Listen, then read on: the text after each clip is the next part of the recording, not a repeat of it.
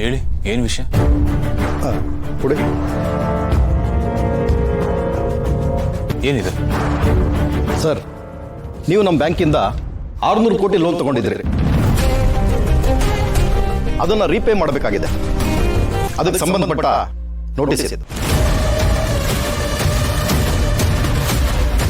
ಏನ್ರಿ ಮಾತಾಡ್ತಾ ಇದ್ದೀರಾ ನೀವು? ನಾನು ಯಾವಾಗ ತಗೊಂಡಿದ್ದೀನಿ ಲೋನ್ನ? ಫಸ್ಟ್ ಆಫ್ ಆಲ್ ಈ ಥರದೊಂದು ವಿಚಾರ ಇದೆ ಅಂತ ನನಗೆ ಗೊತ್ತಿಲ್ಲ. ನಾನು ಯಾವುದಕ್ಕೂ ಸೈನು ಹಾಕಿಲ್ಲ. ನೀವು ಹೇಗೆ ಅಪ್ರೂವಲ್ ಕೊಟ್ರಿ? ಏನು ನಡೀತಾ ಇದೆ ಹೇಳಿ? ಜೈ ಬ್ರೋ, ಅವ್ರು ಹೇಳ್ತಾ ಇರೋದು ನಿಜ. ಹೈವೇ ಪ್ರಾಜೆಕ್ಟ್ಗೋಸ್ಕರ ನಾವು ಲೋನ್ ತಗೊಂಡಿದ್ವಿ. ಹೌದು ಸರ್, ಇದು ಕೊಟ್ಟಿರೋದು ನಿಮ್ಮ ಹೆಸರಿಗಲ್ಲ, ಕಂಪ್ನಿ ಹೆಸರು ಕೊಟ್ಟಿರೋದು. ಕಂಪ್ನಿ ಈಗ ರೀಪೇಮೆಂಟ್ ಮಾಡಲೇಬೇಕು. ಅದು ಓಡಿ ಲಿಮಿಟಲ್ಲಿತ್ತು. ಅದಾಗೆ ಕಂಟಿನ್ಯೂ ಆಗ್ತಾ ಬರ್ತಾಯಿತ್ತು ಸರ್. ಈಗ ನೀವು ರೀಪೇಮೆಂಟ್ ಮಾಡಲೇಬೇಕು. ನಾವಾಗಲೇ ನಿಮ್ಮ ಕಂಪ್ನಿಗೆ ನೋಟಿಸ್ ಸರ್ವ್ ಮಾಡಿದ್ವಿ, ಬಟ್ ನಿಮ್ಮ ಕಡೆಯಿಂದ ಯಾವುದೇ ರೆಸ್ಪಾನ್ಸ್ ಬಂದಿಲ್ಲ. ಅದಕ್ಕೆ ನಿಮ್ಮನ್ನ ರೀಚ್ ಆಗೋದಕ್ಕೆ ಇಲ್ಲಿವರೆಗೂ ಬರಬೇಕಾಯ್ತು. ಆದಷ್ಟು ಬೇಗ ಲೋನ್ ಕ್ಲಿಯರ್ ಮಾಡಿ ಮುಗಿಸಿ ಸರ್. ಇದು ಡಿಲೇ ಆದರೆ ಡಿಫಾಲ್ಟ್ ಆಗುತ್ತೆ, ನಿಮ್ಗೆ ತುಂಬ ಪ್ರಾಬ್ಲಮ್ ಆಗುತ್ತೆ. ಎಲ್ಲ ಕಡೆ ನ್ಯೂಸ್ ಆಗಿ ನಿಮ್ಮ ಕಂಪ್ನಿ ಗುಡ್ ವಿಲ್ ಕೂಡ ಹಾಳಾಗುತ್ತೆ. ಸರ್, ನಿಮ್ಮದು ರೆಪ್ಯೂಟೆಡ್ ಕಂಪ್ನಿ ಆಗಿರೋದ್ರಿಂದ, ಜೊತೆಗೆ ನಿಮ್ಮ ಜೊತೆ ನಮ್ಮ ರಿಲೇಷನ್ ಚೆನ್ನಾಗಿರೋದ್ರಿಂದ ನಾವೀಗ ನಿಮ್ಮ ಮೇಲೆ ಯಾವ ಆ್ಯಕ್ಷನ್ನು ತಗೊಳ್ತಾ ಇಲ್ಲ. ನಿಮ್ಗೆ ಇನ್ನೂ ಒಂದು ಆಪ್ಷನ್ ಇದೆ. ನಿಮ್ಮ ಬ್ರದರ್ ಗೌತಮ್ ಅವ್ರ ಕೈನಲ್ಲಿ ನಮಗೊಂದು ಫೋನ್ ಮಾಡಿಸಿ.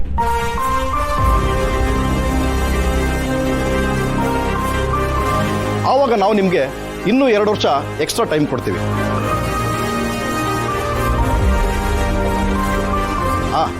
ಒಂದೇ ಸಲ ರೀಪೇಮೆಂಟ್ ಮಾಡಬೇಕು ಅಂತೇನಿಲ್ಲ. ಪಾರ್ಟ್ ಬೈ ಪಾರ್ಟ್ ಕೂಡ ನೀವು ಮಾಡ್ಬೋದು. ಅದು ಅಲ್ಲದೆ ನಿಮಗೆ ಒಳ್ಳೆ ಫ್ಲೆಕ್ಸಿಬಲ್ ಸ್ಕೀಮ್ ಕೊಡ್ತಾ ಇದ್ದೀವಿ. ಬಟ್ ರೀಪೇ ಅಂತೂ ಮಾಡಲೇಬೇಕು. ಯಾವುದೇ ಕಾರಣಕ್ಕೂ ನೀವು ಇದರಿಂದ ಎಕ್ಸೆಂಪ್ಷನ್ ಅಂತೂ ತಗೊಳ್ಳೋಕೆ ಸಾಧ್ಯನೇ ಇಲ್ಲ. ಎಕ್ಸಂಪ್ಷನ್ ಇರಲ್ಲ. ಓಕೆ, ಮುಗಿತಾ ನಿಮ್ಮ ಮಾತು?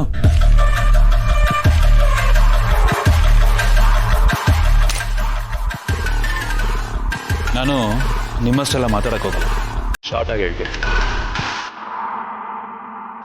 ನಾನು ಯಾವ ಲೋನು ರೀಪೇ ಮಾಡಲ್ಲ.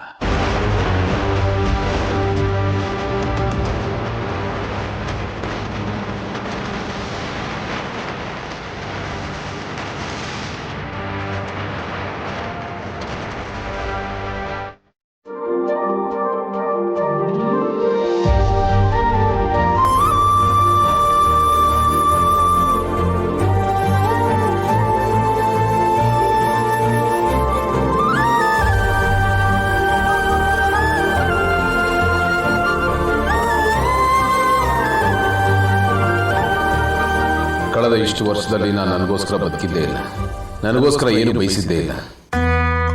ನಿನ್ನ ಏನು ಕೇಳ್ಕೊಂಡಿದ್ದೇ ಇಲ್ಲ. ನಾನು ಕೇಳ್ಕೊಂಡಿದ್ದು, ನಾನು ಹಂಬಲಿಸಿದ್ದು ಒಂದೇ, ಅದು ಭೂಮಿಕಾ ಅವ್ರು ಸಿಗಲಿ ಅಂತ. ನಾನು ಪ್ರತಿ ಬಾರಿ ನಿನ್ನ ಹತ್ರ ಮೊರೆ ಇಡ್ತಾನೆ ಇದ್ದೀನಿ. ಆದರೆ ಅದು ನೀನು ಯಾವತ್ತು ಕೇಳಿಸುತ್ತೋ ಗೊತ್ತಿಲ್ಲ. ನಮ್ಮದವ್ರನ್ನ ಕೈ ಬಿಡಲ್ಲ. ಯಾವತ್ತೋ ಒಂದಿನ ಎಲ್ಲಾನು ಕೇಳಿಸ್ಕೋತೆ ಅನ್ನೋ ನಂಬಿಕೆಯಲ್ಲಿ ಯಾವತ್ತಿನಂತೆ ಇವತ್ತು ಕೇಳ್ಕೊತಾ ಇದ್ದೀನಿ. ಆದಷ್ಟು ಬೇಗ ನನ್ನ ಭೂಮಿಕಾ ಅವರು ನನಗೆ ಸಿಗೋ ಥರ ಮಾಡು. ನನಗಿನ್ನೇನು ಬೇಡ ದೇವ್ರೆ, ಇನ್ನೇನು ಬೇಡ. ದೇವ್ರೆ, ಗೌತಮ್ ಅವ್ರಿಗೆ ನನ್ನಿಂದ ತುಂಬಾನೇ ನೋವು ಹಾಕಿದೆ. ದಯವಿಟ್ಟು ನನ್ನನ್ನು ಕ್ಷಮಿಸ್ಬಿಡು. ಆದರೆ ಅವ್ರು ಚೆನ್ನಾಗಿರ್ಲಿ ಅಂತಾನೆ ನಾನು ಹೀಗೆ ಮಾಡ್ಬೇಕಾಗಿ ಬಂತು. ಅವರಿಂದ ದೂರ ಆಗಿ ನನಗಾಗಿದ್ದ ನೋವು, ನನ್ನ ಒತ್ತಾಟ ನಿನಗೆ ಮಾತ್ರ ಗೊತ್ತು. ನಾನು ನಿನ್ನಲ್ಲಿ ಕೇಳ್ಕೊಳ್ಳೋದಿಷ್ಟೇ, ಅವ್ರನ್ನ ಚೆನ್ನಾಗಿಟ್ಟಿರು. ಆಗೇನು ಆಗಬಾರ್ದು, ಅವ್ರು ಚೆನ್ನಾಗಿರ್ಬೇಕು.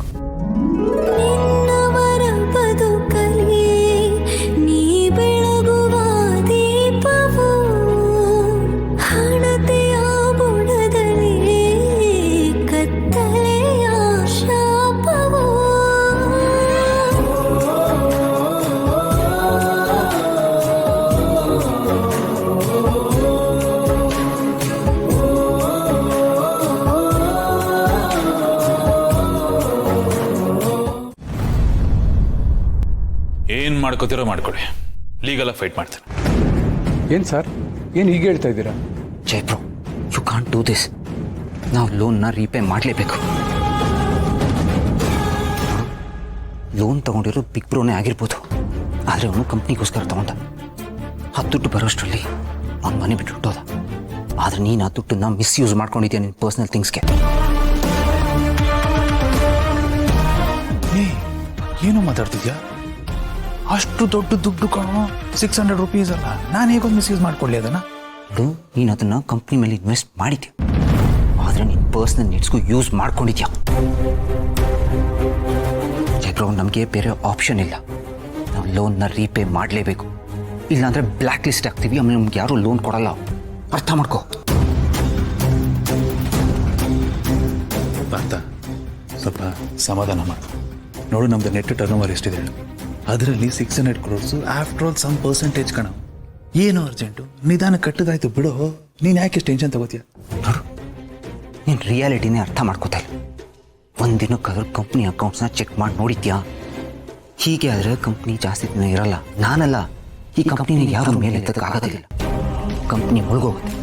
ಕಂಪ್ನಿ ಮುಳುಗೋದ್ರೆ ಎಲ್ಲರೂ ಮುಳುಗೋಗ್ತೀವಿ. ನೋಡು, ಇವಾಗಲಾದ್ರೂ ಹೇಳ್ತಾ ಇದ್ದೀನಿ, ಸೀರಿಯಸ್ ಆಗಿರು. ನಾನು ನಿಮಗೆ ಕಂಪ್ಲೀಟಾಗಿ ಎಲ್ಲದನ್ನೂ ಹೇಳ್ಕೊಡ್ತೀನಿ. ಪ್ಲೀಸ್ ಕೂತ್ಕೊಂಡು ಕೇಳು. Important call. ಪಾರ್ಥ, ಅದೇನಿದೆ ಮಾತಾಡಿ ಕಳಿಸು. ಪಾಪ ದೂರದಿಂದ ಬಂದಿದ್ದಾರೆ, ಕುಡಿಯೋಕ್ಕೆ ಜ್ಯೂಸ್ ಏನಾದ್ರು ಕೊಡು. You guys carry on. Welcome. ಕೂತ್ಕೊಳ್ಳಿ, ಮಾತಾಡ.